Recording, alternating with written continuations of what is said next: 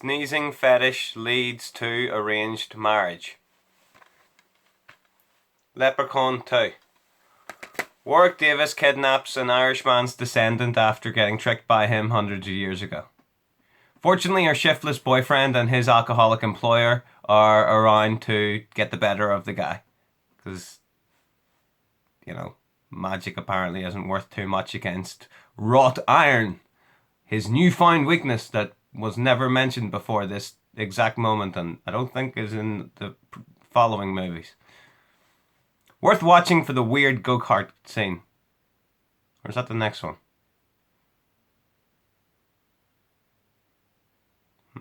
Go-kart might be the next one. The bathroom scene with not Vern Troyer, but the one from Bad Santa.